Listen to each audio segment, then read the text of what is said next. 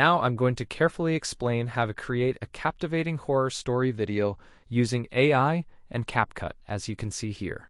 First, let's carefully enter the GPT chat. Yes, we aren't going into CapCut just yet, so make sure to enter the GPT chat now. In the GPT chat, we're going to write a prompt asking it to create a thrilling theme for our horror story. Please share your ideas now as we prepare for chills. I need you to create a detailed outline for a horror story. Yes, something like Pasha's that really captures our imagination and keeps it thrilling throughout. Now, let's create a detailed outline, ensuring it includes all sorts of creepy monsters and thrilling elements to keep us engaged.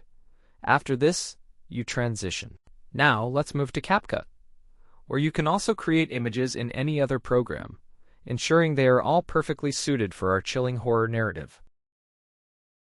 The AI has crafted a thrilling horror story outline for you, featuring plenty of creepy monsters, as you can see here. After that, now, take these creepy monsters in mind and write a prompt in ChatGPT, CapCut, or any other AI program to ensure they create exactly what you envision for your horror tale. Now let's create a chilling image in AI. If you're using CapCut, make sure to explore the AI poster feature, or you can also use the ChatGPT program. In GPT or another program like Gemini, you can create your horror story. Here, simply write your ideas down carefully. Now you need the image and more, as you can see here. After creating your picture, exit carefully and then log back in again. You will carefully add all these images and videos, right?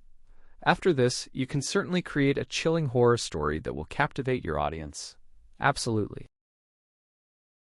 Now let's move to adding some thrilling effects and using zoom animations. Yes, animations like these to enhance your story. You can also add these thrilling points, and you must include voiceovers. Simply click on the text as you can see here to enhance your project.